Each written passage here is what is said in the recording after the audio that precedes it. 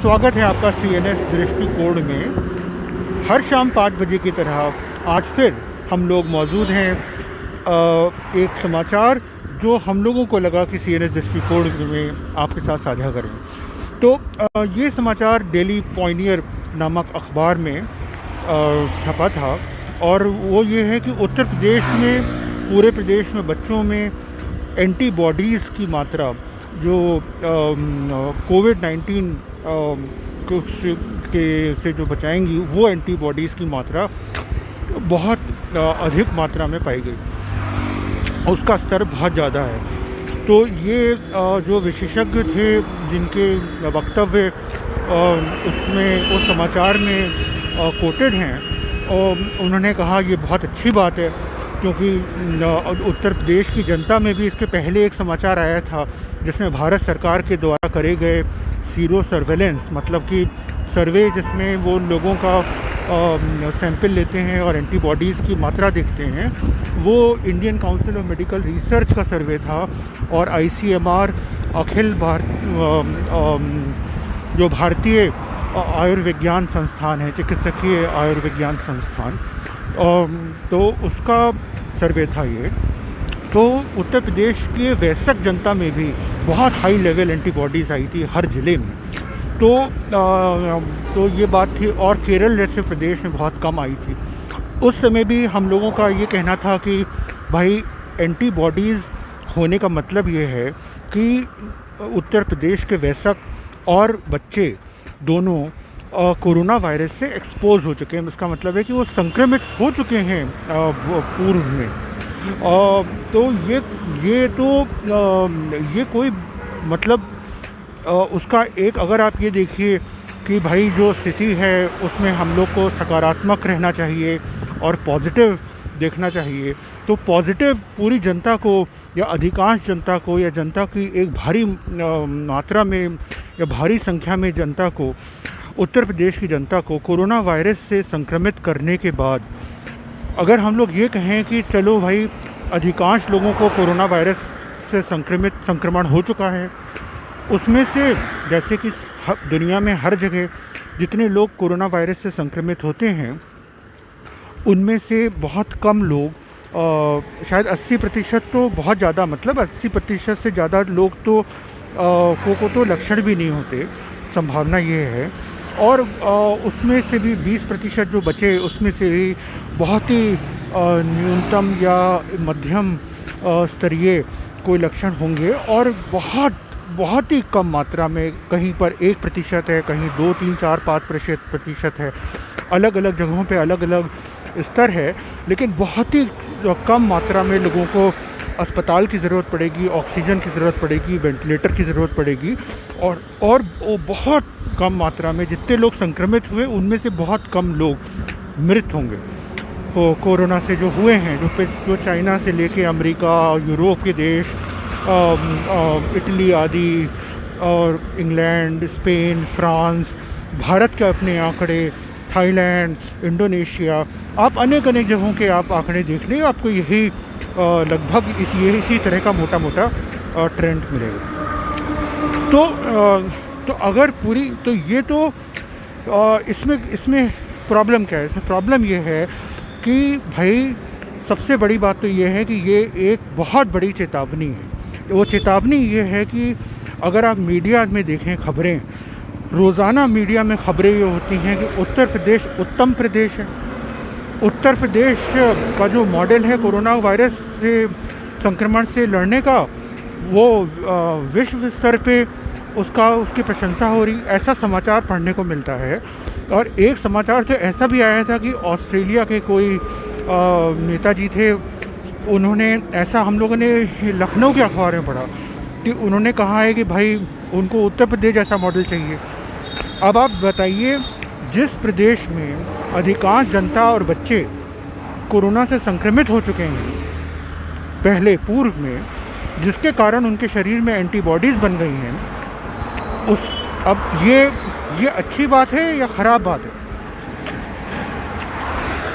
Antibodies बन जाना तो अच्छी बात है, लेकिन हम उत्तर प्रदेश ने एक बहुत भारी कीमत चुकाई है पूरी जनता को या जनता के इतने बड़े आबादी को संक्रमित करके,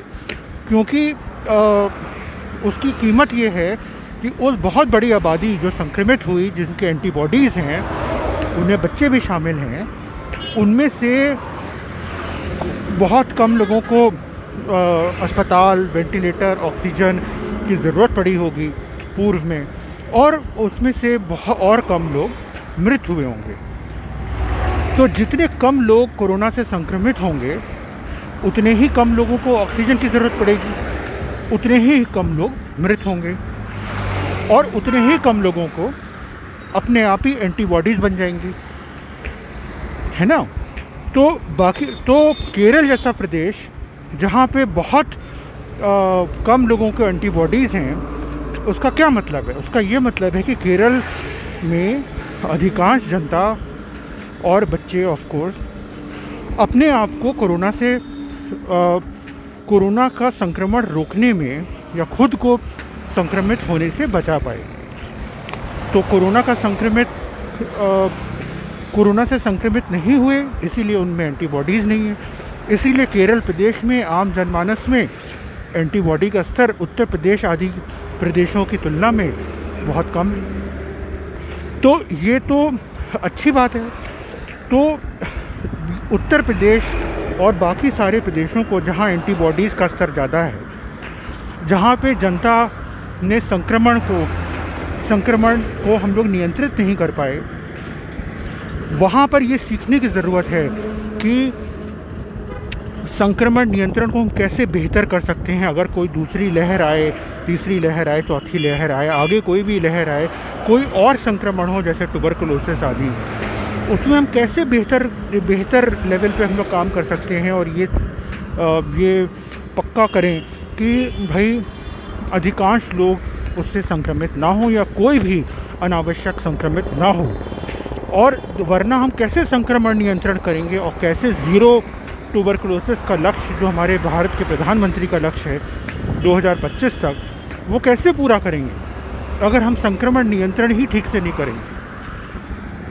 तो ये बात बहुत ज़रूरी है कि संक्रमण नियंत्रण को हर प्रदेश में हम लोग सशक्त करें।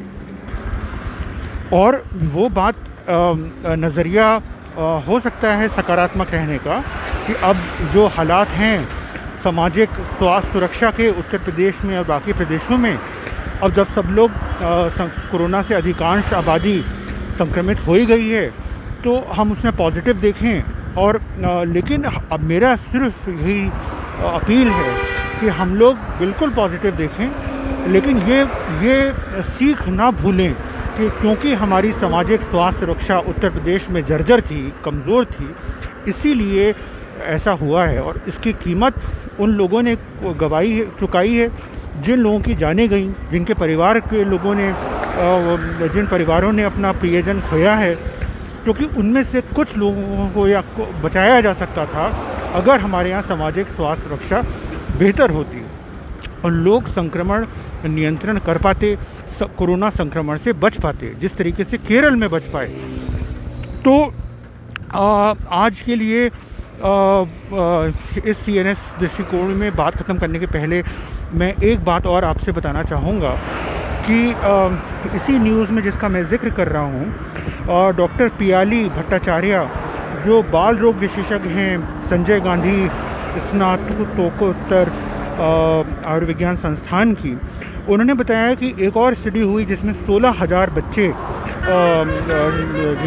जिनको जो शामिल किया गया, और उसमें ये देखा गया कि जिन बच्चों को लॉकडाउन आदि की वजह से, कोरोना संक्रमण की वजह से, स्कूल बंद हो जाने की वजह से घरों में रहना पड़ा है, और वो लोग उनमें आपस में मिलने जुलने की, सामाजिक रूप से रहने की और सीखने की जो क्षमता थी वो कुप्रभावित हुई है। जैसे कि उन्होंने कहा कि मैथमेटिक्स मतलब गणित में की जो क्षमता थी या जो भाषाओं के ऊपर जो पकड़ थी वो थोड़ी कुप्रभावित हुई है। तो उन्होंने ये भी अपील करी कि सारे शिक्षक सारे स्कूल में अन्य कर्मी, सारे स्कूल कर्मी, जो लोग स्कूल बच्चों को स्कूल लेके जाते हैं, चाहे वो बस चालक हों, रिक्शा चालक हों, और भी अन्य प्रकार से जिस तरीके से वो बच्चों को स्कूल लेके जाते हैं, वो लोग और सभी लोगों को कोरोना का जो टीका है वो प्राथमिकता पे लगना चाहिए, जिससे कि जो भारत सरकार इस दिशा में प्रयास भी कर रही है 5 सितंबर को, लेकिन वो लगना चाहिए। और सारे कोविड संक्रमण नियंत्रण के जो प्रोटोकॉल हैं वो सब होने चाहिए, ये बात बिल्कुल ठीक है। और उन्होंने कहा कि